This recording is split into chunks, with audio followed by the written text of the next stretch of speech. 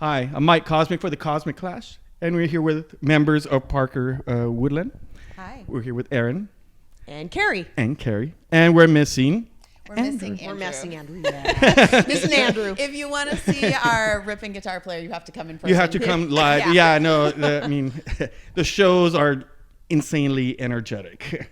Thank you. So let's start off. How did you guys come together? It's been so long. Do you even remember? Has the stories even changed? Is it the same story?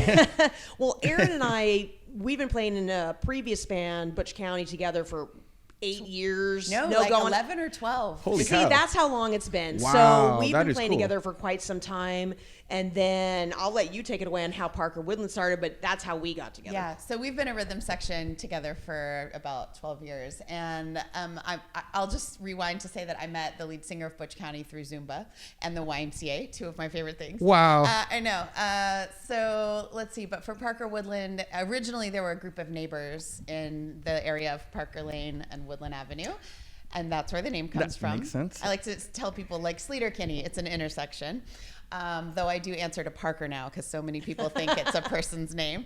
But Keri and Andrew and I started playing together maybe in this project about 3 years ago, and have been working on the album that came out last year, kind of that whole time, and like figuring out how to be a band together. Like that's some of the most fun, right? So you all have already had a history of being musician, within each other.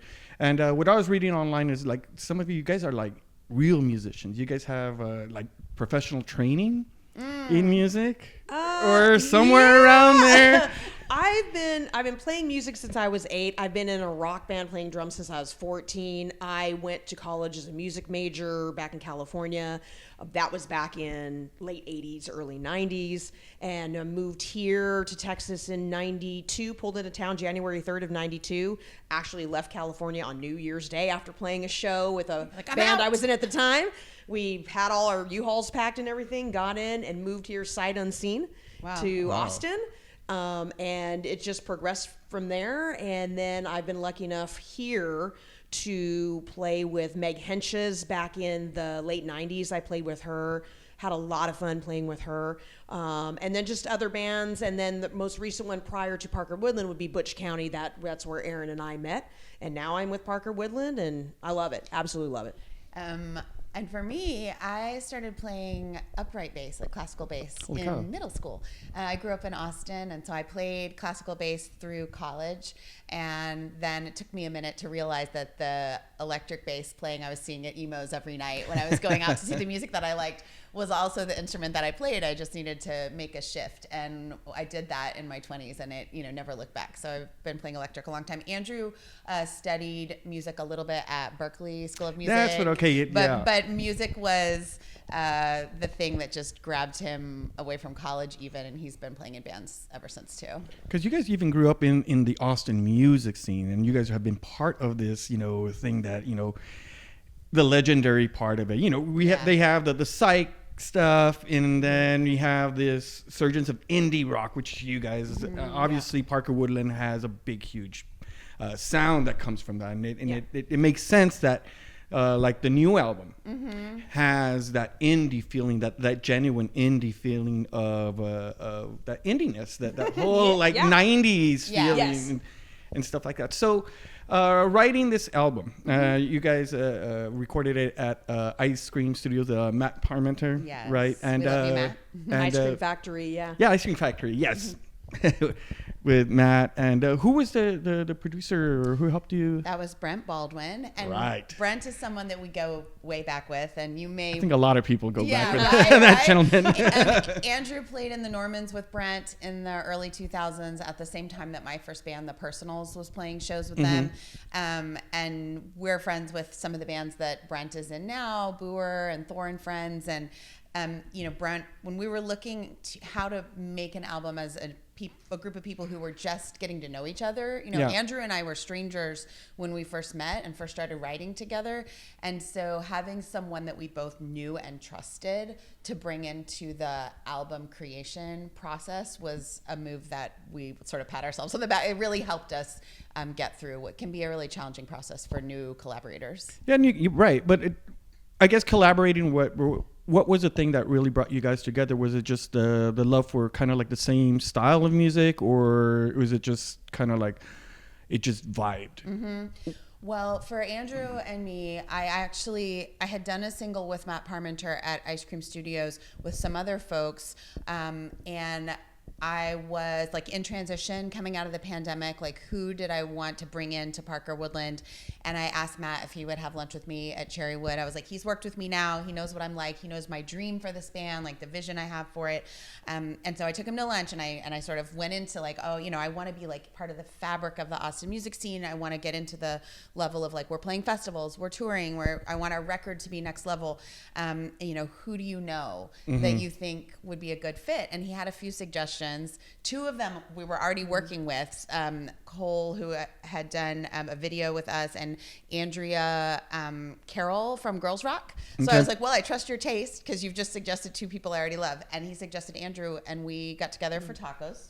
Yes, Parker tacos are life. Tacos, like So tacos was the unity of the whole. The band revolves around tacos. Everything we do revolves around tacos. So yeah. I recently suggested that I could eat something other than tacos, and Andrew didn't believe me. So anyway, we got together for tacos, and we hit it off. And it was a gradual process, though, because both of us had been playing music for so long. But even in the Austin scene, it's not easy to find that right chemistry. No. I mean, you see bands come in and out. You know, they might get together for a little bit, and you see them, about a year, and then what happened to that band? I don't know. Yeah. And when, you know, we have all been doing music a long time, but I think we wanted a project that we could all like sync our heart and souls into together, and that's a gradual process, I think, at least for us. And so we're at that point now after 3 years where I just feel like it's magic, but it was a hard worked toward magic. Yeah. So, yeah.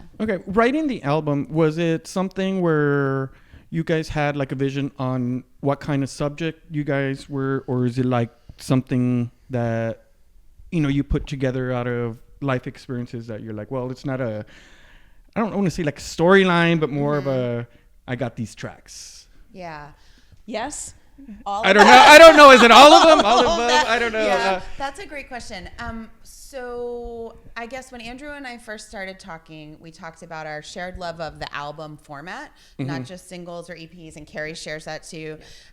We talked about favorite albums. We talked about a love of concept albums. And I think our next record will be probably even more of a concept album than this one, but we were aiming for that. But he came in with some guitar tracks, song ideas in a Google Drive. Like I always like the great romantic rock and roll Google Drive. And I had the same, vocal and melody and song ideas and stuff. And so, it was more like, how do we figure out how to collaborate? It's like the concept was almost like, how do you bring yourselves together? But the title of the album is There's No Such Thing as Time. And the album cover has some outer space on it. So there is that concept of like grappling with space and time as we were coming out of the pandemic, as we're coming into sort of this like new chapter of our lives. So, yeah. What was it like for you when we brought songs to you? Oh, it was great. If I may interview you, Keri. You may. Thank you very much. Don't worry about it. We got this. They got it. It was great. So when, she hooked up with Andrew first and then contacted me like, hey, I have this new project. I want you. And it's like, send me some stuff. So they sent me over some just, raw recordings of the bass and Andrew and the vocals, and I absolutely loved it. I loved him. I said, I'm all over this. Absolutely. Let me, come over, practice with you guys. And it just went from there. And I've always already knew that Erin and I play well together as a rhythm section. We do really well together. And her songwriting is fabulous. Her voice is great, and it's getting better every time we play out. And we've been playing out a lot. So she's just grown, and it's been a joy to be a part of. And I absolutely adore these guys. And it was actually the first time for me meeting Andrew. I can't believe I never actually met him in all the years we've been playing. It happens. And I was, how have I never met you? know, so, and Andrew's just amazing. He's amazing at his ear and his ideas that he comes up with. So I really loved everything involved with it, not just the music, but the lyrics. I have a real big thing, like the music could be great, but that the lyrics aren't. I'm like, I don't know about that one, but I have just connected with, you know, both sides, and I absolutely love it, and I'm very, very proud and happy to be part of it. That's so nice. It's my first band as a lead singer, so I've always been the bass player, which I love. I love playing bass, but it's my first time to write the songs, you know, write the lyrics and sing. That is really cool. That is, yeah, because I mean, the way the album starts is I put it on, and in the beginning I'm like, okay, what is this? Because it starts playing, and I'm like, it sounds 80s, and then once it picks up, it's like, whoa! It took me back to that era. How, you know, we're talking about that indie thing, and I'm like, holy cow! I haven't heard this genuine sound in a long time. And there are some bands here that still have that because it's part of that scene, you know, that whole thing. And you guys have that anthem, that Makeup, that song Makeup. That is a total. That thing just stuck in my head because the first time I saw you guys was at Waterloo. Oh, cool. Yeah, and you sang that, and it stuck in my head. So, Thank you. And then you have that song, The Reckoning. Holy cow. Yes. That is The Reckoning. That is it. Yeah, that's my favorite. What is up with that song? I mean, you know, the whole album is great. And then you have this, like, 90s monster. Well, that song took a minute for it to take shape. Like, Andrew brought the guitar and, you know, the line, and I had to sit with it for a while. I tend to be known for an upbeat vibe, and there's something real. Keri calls it witchy. I do. I just heard the first time I heard it, I already had the video in my head playing and everything. So yeah. Yeah.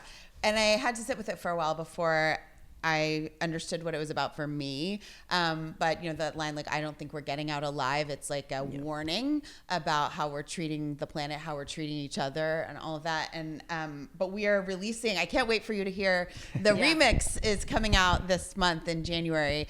And so it's even fiercer. The sound is like sharper, and that spoken word part that it took a while to find like exactly what I wanted in the spoken word part comes through a lot clearer now. So we love Reckoning too. It's Keri's favorite. It's my favorite. So and people alive really respond to it. So we decided that even though it wasn't a single in the first round of the album release, it needed its moment. So it gets the remix. Yeah, but the whole album from beginning to end, it's a great album. It was very well put together. You got good team members. You got all the right people in place. Thank you. Other than the remixing of The Reckoning, and do you have any other tracks that you're already kind of forming for the next thing?